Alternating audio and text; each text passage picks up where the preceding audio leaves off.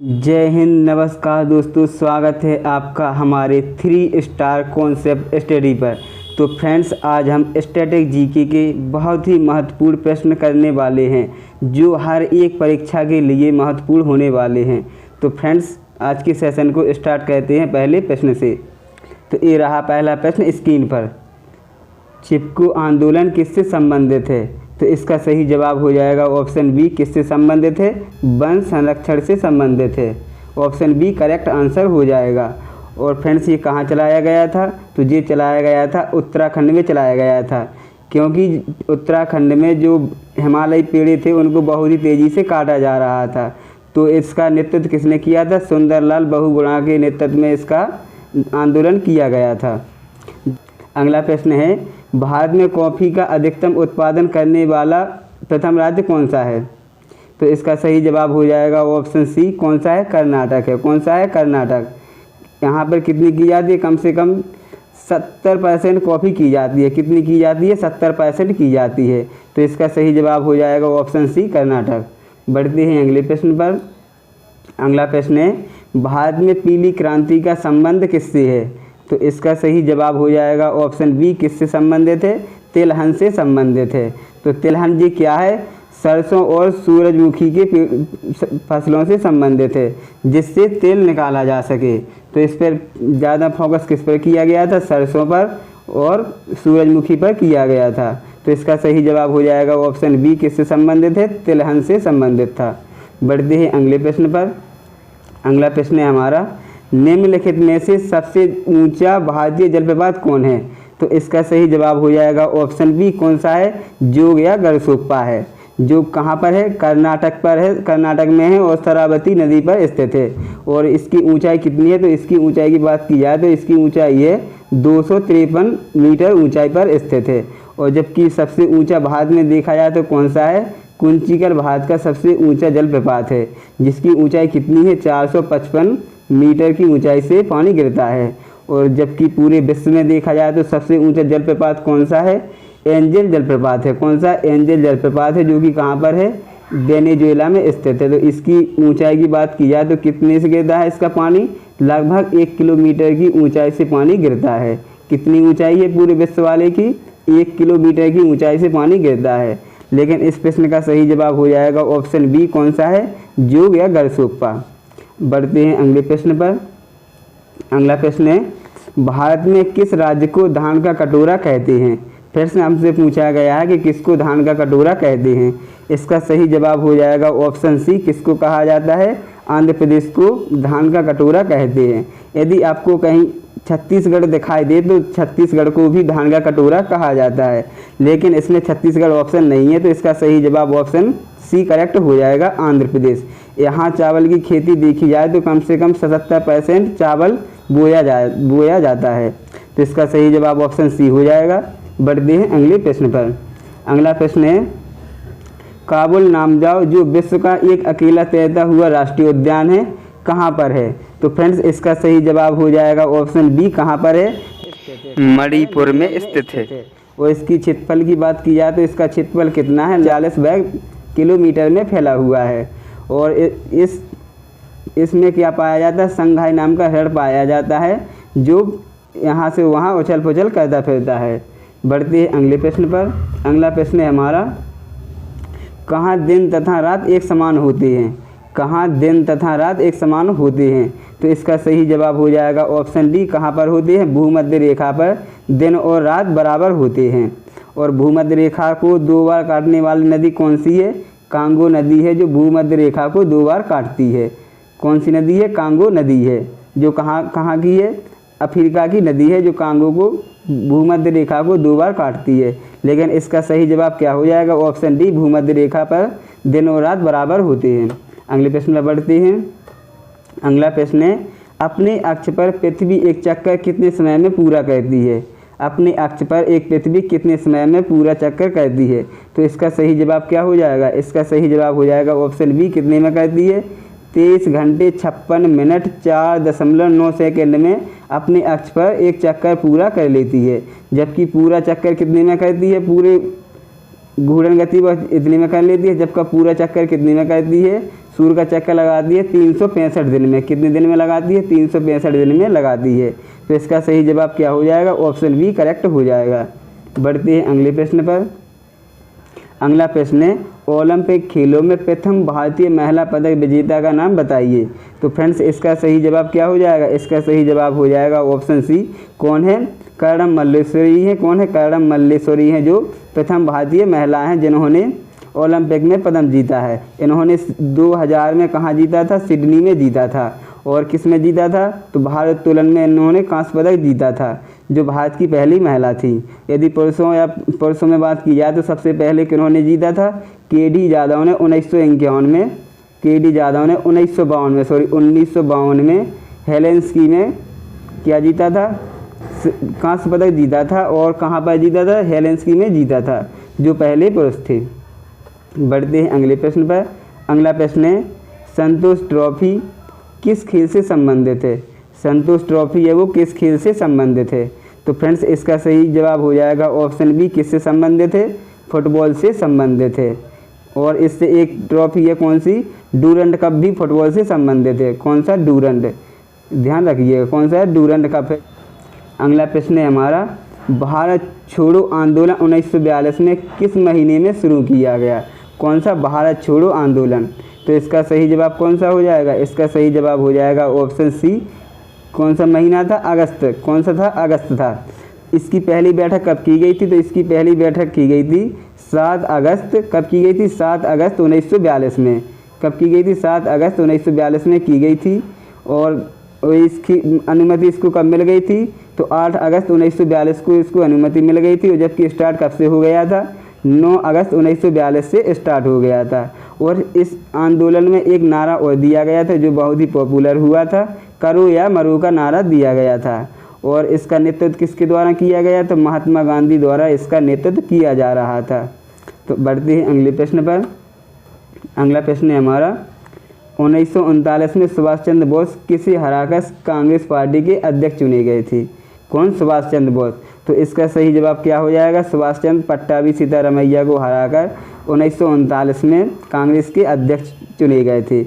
इन्होंने त्रिपुरी अधिवेशन में 1939 में पट्टाभी सीतारामैया को हराया था और ये कांग्रेस के अध्यक्ष बने थे। लेकिन गांधी जी का समर्थन ना मिलने की वजह से इन्होंने कांग्रेस से त्यागपत्र दे दिया और ये कहाँ चले गए? नेपाल चले गए।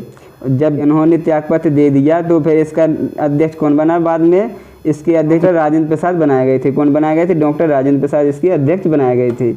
बढ़ते हैं अगले प्रश्न पर। अगला प्रश्न है, प्रार्थना समाज का संस्थापक कौन था? फ्रेंड्स हमसे पूछा गया है कि प्रार्थना समाज के संस्थापक कौन थे? तो इसका सही जवाब हो जाएगा ऑप्शन सी। कौन थे? आत्माराम पांडुरंग थे। कौन थे? आत्माराम पांडुरंग थे। इन्होंने किसके कहने पर इसकी स्थापना की थी? केशव चंद्र के कहने पर इन्होंने प्रार्थना समाज की स्थापना की थी। प्रार्थना समाज का मेन उद्देश्य क्या था? कि महिलाओं की दयनीय स्थिति को ठीक करना, बहु प्रथा जैसे, और उनकी उम्र विवाह में उम्र बढ़ाना और इस जाति प्रथा को बंद करना था। क्या था? जाति प्रथा को बंद करना था। तो इसका सही जवाब क्या हो जाएगा? इसका सही जवाब हो जाएगा ऑप्शन सी करेक्ट हो जाएगा। बढ़ते हैं अगले प्रश्न पर। अगला प्रश्न है, गदर पार्टी का संस्थापक कौन था? गदर पार्टी का संस्थापक कौन था? इसका सही जवाब हो जाएगा ऑप्शन सी। कौन थे? लाला हरदयाल थे। कौन थे? लाला हरदयाल थे। इन्होंने कहाँ की थी? अमेरिका के सैन फ्रांसिस्को में गदर पार्टी की स्थापना की थी। यदि आपको ऑप्शन में सोहन सिंह भांसना दिखाई दे तो वह भी क्वेश्चन सही हो जाएगा। इसके वैसे वास्तविक संस्थापक देखा जाए तो सोहन सिंह भागना ही थे, लेकिन इसको पॉपुलर किसने किया था? इस आंदोलन को इन्होंने किया था, लाला हरदयाल ने इसको पॉपुलर किया था।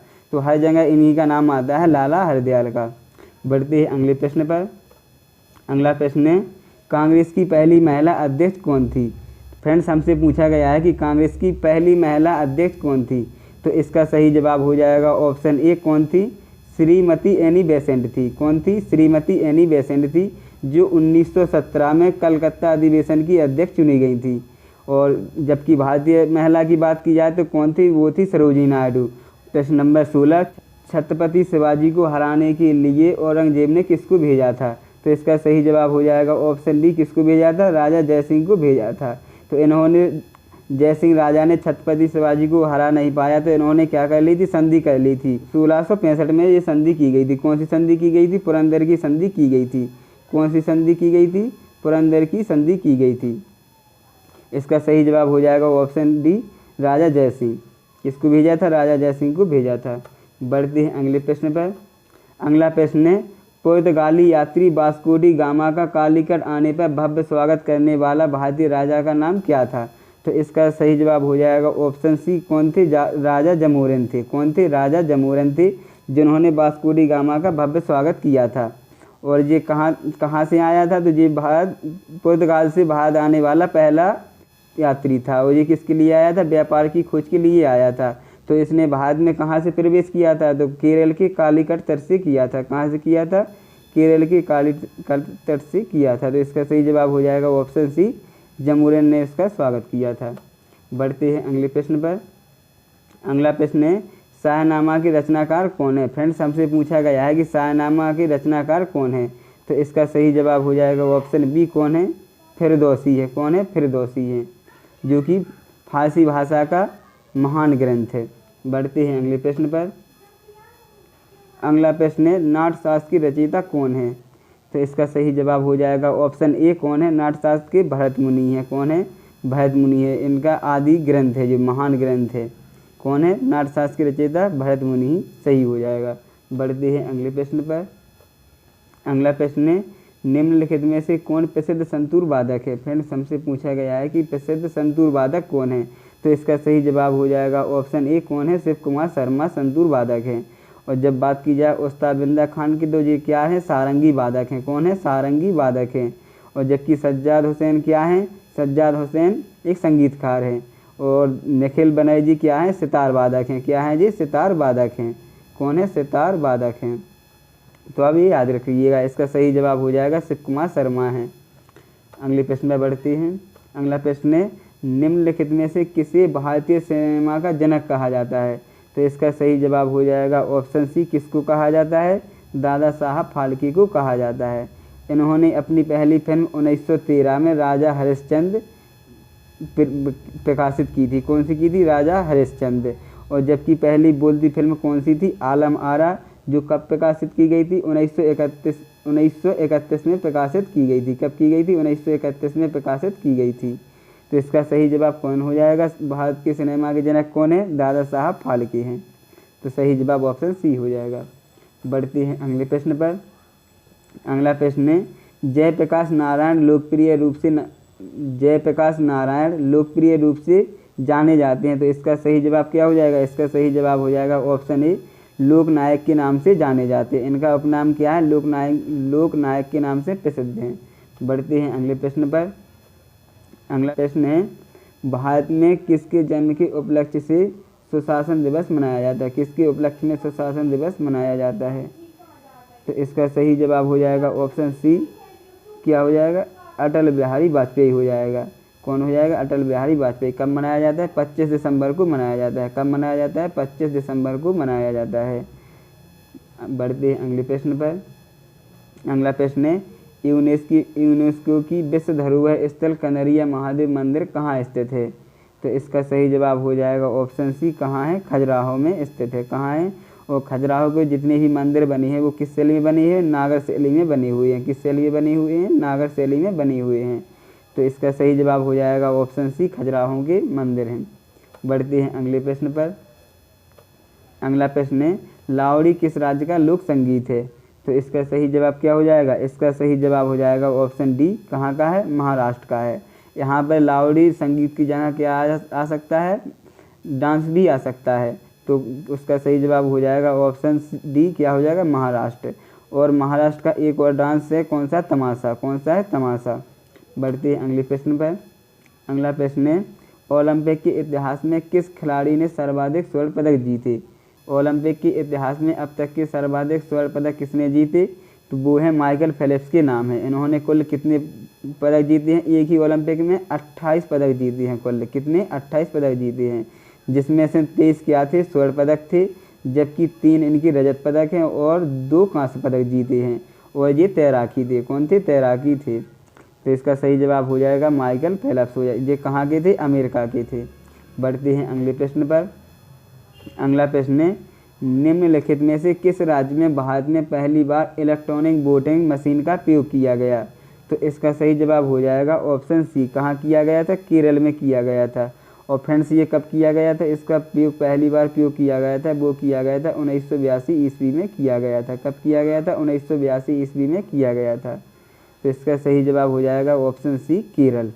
बढ़ते हैं अगले प्रश्न पर। अगला प्रश्न है, निम्नलिखित में से कौन अंडमान और निकोबार द्वीप समूह की एक जनजाति है? तो इसका सही जवाब क्या हो जाएगा? इसका सही जवाब हो जाएगा ऑप्शन बी। कौन सी जनजाति है अंडमान निकोबार की? जरावा। जबकि फलानी जनजाति कहाँ की है? तो इसका सही जवाब हो जाएगा उत्तरी अफ्रीका। और थारू कहाँ की? ये जनजाति पाई जाती है भारत और नेपाल में देखने को मिलती है। जबकि एनुस जनजाति कहाँ है? तो एनुस जनजाति जापान की जाति है। कहाँ की है? जापान की। लेकिन इसका सही जवाब हो जाएगा ऑप्शन बी जरावा। बढ़ते हैं अगले प्रश्न पर। अगला प्रश्न है, निम्नलिखित में से कौन उत्तर प्रदेश की प्रथम महिला मुख्यमंत्री बनी?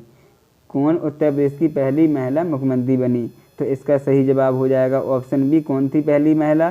सुचेता कृपलानी थी, जो पूरे भारत की भी पहली मुख्यमंत्री बनी। जबकि सरोजिनी नायडू क्या थी? पहली राज्यपाल थी, जो कहाँ की बनी थी? उत्तर प्रदेश की बनी थी। बढ़ते हैं अगले प्रश्न पर। अगला प्रश्न है, प्रथम लोकसभा की पहली बैठक कब हुई थी? फ्रेंड्स हमसे पूछा गया है कि प्रथम लोकसभा की पहली बैठक कब हुई थी? तो इसका सही जवाब हो जाएगा ऑप्शन बी। कब हुई थी? 13 मई 1952 में हुई थी। कब हुई थी? 13 मई 1952 में हुई थी। बढ़ते हैं अगले प्रश्न पर। अगला प्रश्न है, भारतीय संविधान के किस अनुच्छेद में निर्वाचन आयोग के लिए प्रावधान दिया गया है? तो इसका सही जवाब हो जाएगा ऑप्शन बी। कहाँ दिया गया है? आर्टिकल 324 में दिया गया है। तो इसका सही जवाब ऑप्शन बी हो जाएगा। बढ़ते हैं अगले प्रश्न पर। अगला प्रश्न है, भारत में मतदान की आयु सीमा को 21 वर्ष से घटाकर 18 वर्ष कब की गई? तो फ्रेंड्स गई थी 1989 में की गई थी। और ये कौन सा था? 61वां संविधान संशोधन के तहत की गई थी। कब की गई थी? 61वां संविधान संशोधन के तहत की गई थी। इसका सही जवाब हो जाएगा ऑप्शन बी 1989। बढ़ते हैं अगले प्रश्न पर। अगला प्रश्न है, कपड़ों तथा बर्तनों को साफ करने के लिए प्रयुक्त डिटर्जेंट क्या होता है? कपड़ों को साफ करने के लिए कौन सा पाउडर का उपयोग किया जाता है? तो इसका सही जवाब हो जाएगा ऑप्शन बी सल्फोनेट। क्या है? सल्फोनेट। इसका सही जवाब हो जाएगा ऑप्शन बी सल्फोनेट। बढ़ते हैं अगले प्रश्न पर। अगला प्रश्न है, किस तत्व को रसायन विज्ञान में आवारा तत्व की संज्ञा दी गई है? तो फ्रेंड्स इसका सही जवाब हो जाएगा ऑप्शन डी। किसको दी गई है? हाइड्रोजन को दी गई है। इसका परमाणु क्रमांक कितना होता है? 1 होता है। कितना होता है? 1 होता है। जबकि इसकी खोज किसने की थी? कैवेंडिश के द्वारा की गई थी। किसके द्वारा की गई थी? कैवेंडिश के द्वारा इसकी खोज की गई थी। अगला प्रश्न देखते हैं। अगला प्रश्न है, रामचरितमानस के लेखक तुलसीदास के शासनकाल से संबंधित हैं। तो इसका सही जवाब हो जाएगा ऑप्शन डी। किसके से संबंधित थे? तो अकबर के समकालीन थे। ये किसके? अकबर के समकालीन थे। तो इसका सही जवाब हो जाएगा ऑप्शन डी। तो फ्रेंड्स आज का सेशन हमारा कंप्लीट हुआ। आपको कैसा लगा आप कमेंट बॉक्स में ज़रूर बताइएगा। और यदि हमारे चैनल को आप पहली बार विजिट कर रहे हैं तो लाइक करके सब्सक्राइब करना ना भूलें। धन्यवाद।